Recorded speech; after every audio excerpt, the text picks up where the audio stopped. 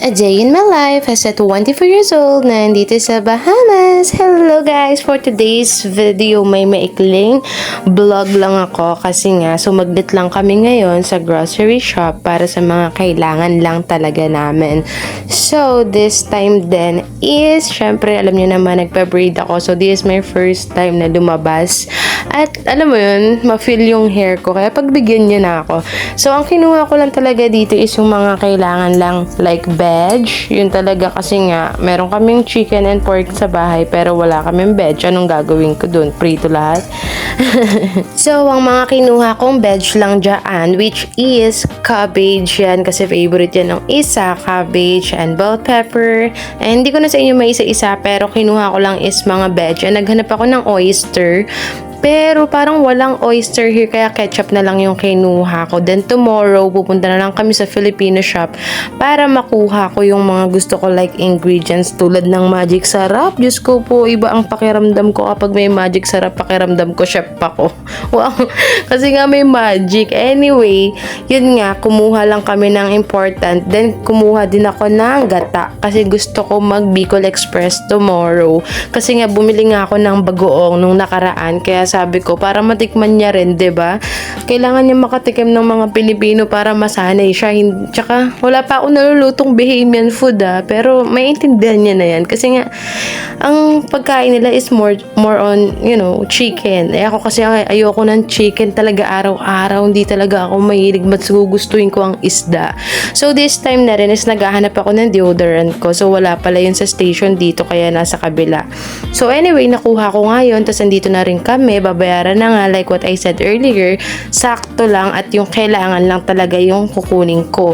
Kasi nga, kakauwi lang na ito galing trabaho tapos sinundo lang ako sa bahay para pumunta kami ng grocery shop. So, dito nga is naglalakad na kami papuntang parking lot. Kung nakikita nyo nga dyan, tamang kwento ako, huwag nyo nang pansinin yung tiyan ko. So, kung nakikita nyo yung kotse na yan, ayan yung kotse niya, si Betsy. Wow, Betsy. So, anyway, after that, pumunta rin kami sa wine station. Kasi nga, like what I said, mahilig talaga tong asawa ko sa wine. So, hindi yan mabubuhay. Anyway, charot lang, hindi mabubuhay ng walang wine. Kumuha kami dyan ng bread and butter. Ito yung nagustuhan namin sa Philippines. Nung kumain kami, nung nag-date kami sa... Wow, nakalimutan pa nga kung saan nag-date. Pero nag-date kami nun sa... Para siyang rooftop siya, tapos fine dining, tapos may, alam mo yun, violin na pwede kayong sumayaw-sayaw, kinemerod, gano'n. Yun yung namimiss namin doon. Doon namin yan first time na inom na sobrang sarap. Tsaka ano lang siya doon, 5,000. Wow lang, akala mo talaga. Basta, ang bill namin doon is nasa 5 to 7,000 na lahat-lahat. Then anyway, pauwi na nga kami neto. And then, ayan, tamang kanta kami. For the bonding lang kami. Ganito lang talaga ginagawa namin araw-araw, lalo na kapag may trabaho siya.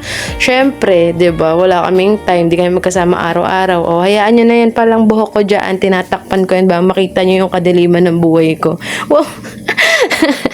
Charot lang, pero alam mo yun, sabi ko kanina, ang swerte ko kasi may mahabang buhok ako no? Pantakip pag nagaganto-ganto ako.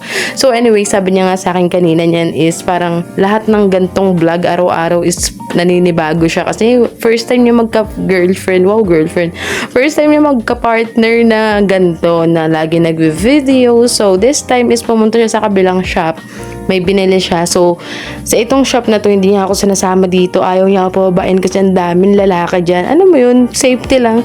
'Di ba? Much better to be safe than sorry. So, after this, hindi ko na na-videoan sa inyo yung pag-uwi namin. Tapos, pagka-uwi namin, wala akong ibang ginawa kundi nagpabebe sa kanya at nilinisan niya yung aking kuko. Tinanggal niyang cutics hanggang dito na lang.